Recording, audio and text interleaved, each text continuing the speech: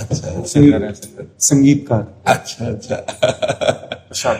हमारा जीवन में ऐसा इंसान कहते हैं वो किस लिए आया है इस दुनिया में।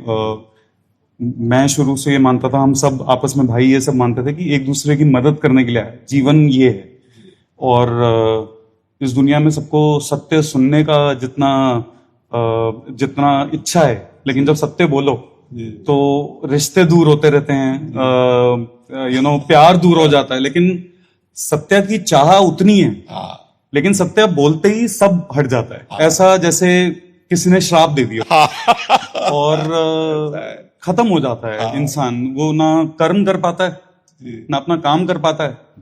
थोड़ा सा अगर वो मजबूत हृदय रहे तो सत्य भगवान है, उसका साथ वो केवल भगवान देते हैं। संसार असत्य में लगा हुआ है, इसलिए यदि सत्य में चलोगे तो तुम्हारा पक्ष कोई लेने वाला नहीं मिलेगा, लेकिन वो पक्ष लेगा जिसके पक्ष लेने मात्र से सब पक्षपाती बन जाएंगे। जा पर कृपा राम की हुई ता पर कृपा करे सब कोई। हाँ, थोड़ा सा व्यवहार में आपको कटुता मिलेगी, सत्य बोलना, सत्य चलना, लेकिन वो परमात्मा जब प्रसन्न हो जाएगा तो सब आपको नमन करेंगे, क्योंकि सत्य को कहीं ना कहीं आदर दिया जा रहा नहीं। यहां लोग क्यों आते हैं, एक विचार करो। सत्य के लिए ही तो आते ना। संत महात्मा जो भी ये सत्य मार्ग के हितोपथिक हैं, तो आप जैसे आए तो सत्य बात सुनने के लिए आए, सत्य के दर्शन करने के लिए आए, सत्य को ही नमन कर रहे हैं। तो इस बात को मानिए कि सत्य कभी असत्य नहीं हो सकता और असत्य कभी सत्य नहीं हो सकता। तो जो असत्य को प्रधानता देते वो तुम्हारे मित्र नहीं हो सकते, लेकिन जो सत्य है वो नारायण है, वो हरि है, वो प्रभु है। वो जब साथ देगा तो फिर सबको झुकना पड़ेगा, फिर सबको साथ देना पड़ेगा। इसलिए निराशा ना हो सत्य से, सत्य में दृढ़ बने रहो। अब तो हमारी भी उम्र लग गई। विनय अग्रवाल जी, कलकत्ता से। राधे राधे महाराज जी। महाराज जी कहते हैं कि मानव जन्म दुर्लभ है और कई सत्कर्मों का फल है, फिर मानव योनि के बाद जन्म मृत्यु के चक्कर से निकल जाएं और परम धाम में चले जाएं, एक विरोधाभास तो नहीं है महाराज जी? कैसा विरोधाभास है? इनका भाव है कि अगर इतना ही दुर्लभ है तो इधर ही होना चाहिए, फिर आगे ये दुर्लभ क्यों है ये तो बात समझो ना। देखो, बड़े भाग मानुष तन पावा, शुर दुर्लभ सद ग्रंथन गावा। तो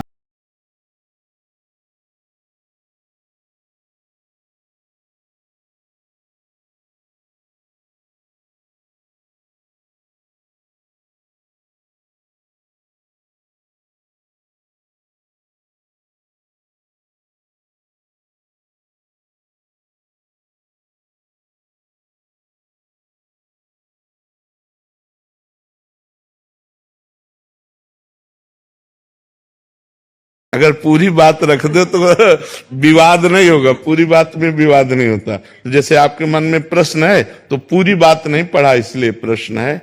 मनुष्य जन्म दुर्लभ इसलिए दुर्लभो मानुषो देहो देही नाम क्षण भंगुरा।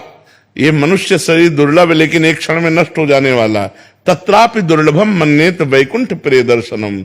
भगवान का दर्शन, भगवान के प्राण प्यारे प्रेमियों का सानिध्य, ये इसकी दुर्लभता है। मनुष्य बन के सत्संग करेंगे, मनुष्य बनकर साधना करेंगे, जिससे हमें भगवान की प्राप्ति हो।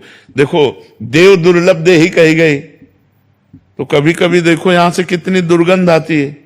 नाक छिड़क के देखो, खखार के देखो, कान से देखो, और नीचे तो मलमूत्र के द्वार है। कौन सी दुर्लभता है? और देवता जहां से निकलते हैं एरिया सुगंधित हो जाती है। अगर देवता यहां से निकल जाए तो घंटों यहां का वातावरण सात्विक हो जाएगा, दैवी हो जाएगा, एकदम सात्विक। वहां की एक सुंदरी स्त्री यहां आ जाए तो बड़े बड़े ऋषि मुनियों के मन में क्षोभ पैदा हो जाए, अप्सरा। लेकिन कहा गया देव दुर्लभ, किस बात के लिए? क्या इन भोगों के लिए देव दुर्लभ कहा गया? नहीं, देवता भजन नहीं कर सकते भगवान, वो केवल अपने पुण्यों का भोग भोग सकते हैं। और हम भजन करके नारायण को प्राप्त हो सकते हैं, हम ब्रह्म स्वरूप हो सकते हैं। ब्रह्मविद ब्रह्मयु भवति, जो ब्रह्म को जान लेता है वो ब्रह्ममय हो जाता है, इसलिए दुर्लभ है। मनुष्य देह दुर्लभ है चूंकि इससे भगवत प्राप्ति होती है, इसलिए दुर्लभ है। अगर भगवत प्राप्ति नहीं तो गोस्वामी तुलसीदास जी लिख रहे हैं, जिन हरि भगति हृदय नहीं आनी, जीवित सब समान ते प्राणी। बोले जिनके हृदय में भगवान की भक्ति नहीं, अच्छे आचरण नहीं, परोपकार नहीं, ऐसे लोग मुर्दा टहल रहे हैं, जीते जी मुर्दे के समान अपवित्र हैं। क्योंकि वही भोग वासना, वही पाप वासना, वही अगर भगवान का चिंतन है, परोपकार की भावना है, सब में भगवत भाव, तो मनुष्य जीवन की दुर्लभता हमें सुलभ हुई। अगर मनुष्य जीवन मिला हो ये सब तो अच्छा, मनुष्य जीवन में अगर भजन ना हो तो आप बताओ कौन सी श्रेष्ठ बात है। तो अगर वही मैथुन, वही आहार, वही निद्रा, वही सांसारिक भोग, तो वह जो अपने रबड़ी खाने में सुख का अनुभव करते हैं ना, पशु पक्षी और जो जीव जंतु हैं वो अपने अपने आहार में वैसे सुख का अनुभव करते हैं। जो हम अपने परिवार में गृहस्थ धर्म का भोग करके सुख लेते हैं, वो अपने पशु पक्षी भी मैथुन करके वैसे सुख लेते हैं। जितना हमें अपने बच्चों से प्यार, उतने पशु पक्षी को भी प्यार है। जैसे हम गद्दे में सोते हैं, वो कीचड़ में मस्त आनंद से पैर फैला के सो। अंतर क्या रह गया? अंतर है भगवान का वो भजन नहीं कर सकते, वो दिव्य साधना नहीं कर सकते। साधना करने के लिए साधन धाम मोक्ष कर द्वारा पाए न जे परलोक संभाल। ये परलोक संभालने के लिए, ये भगवान को प्राप्त करने के लिए, इसलिए देव दुर्लभ देही कही गई। समझ पा रहे हो आप?